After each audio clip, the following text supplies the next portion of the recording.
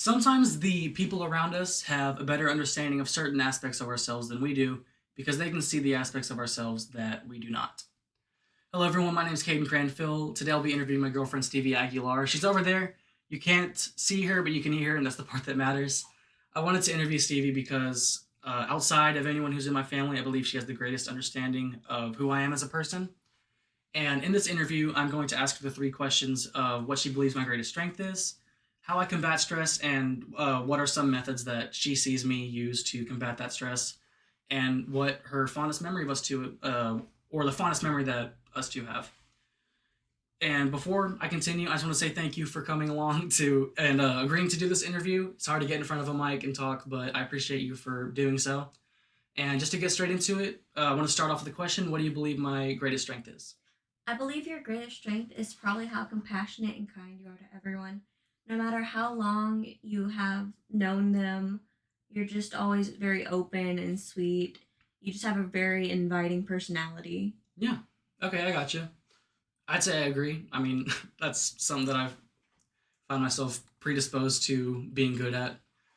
To kind of contrast it, I believe one of my greatest weaknesses would be the fact that I let stress dictate my life a lot. I let stress impact the decisions I make and prevent me from doing things that I would otherwise love to do. And to kind of stay on the same topic, moving into the next question, what do you believe are some methods I use to combat stress? And overall, how do you think I do with that? I think you do really well whenever you reach out to talk with others about what you're stressed about or whether problems arise. I feel like you do better when you do that than just trying to handle it on your own. Yeah, for sure. Yeah, I'd have to agree. I definitely feel like I do better mentally, even whenever I am able or find myself willing to talk to people about my issues. And I'd like to recommend to people in the audience if they're stressing over whatever they're dealing with, that they should deal with it with another person beside them because it makes it incredibly helpful and incredibly easier or much easier to get through. And finally, the last question that I wanted to ask you was, what do you believe is the fondest memory you have of us two? So my fondest memory would have to be before we were dating, like the day before, when I had a bunch of friends plus you over, and we were all hanging out at my house, watching movies and just having a good time. And when you had to leave, I kissed you on the cheek and sprinted away. Not even jogged. No, I sprinted back into my house and said nothing. Yeah, I remember that pretty well.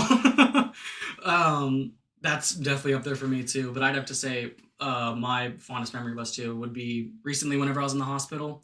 You and some other friends came with me the day of the operation, but you specifically stayed a few days afterwards. Almost the entirety of my stay in the hospital, you were there, and it definitely made the process of getting through that time in my life a lot easier.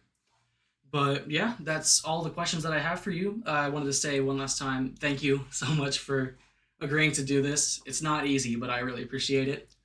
And before we go, I wanted to leave the audience with some sort of audience participation in a way.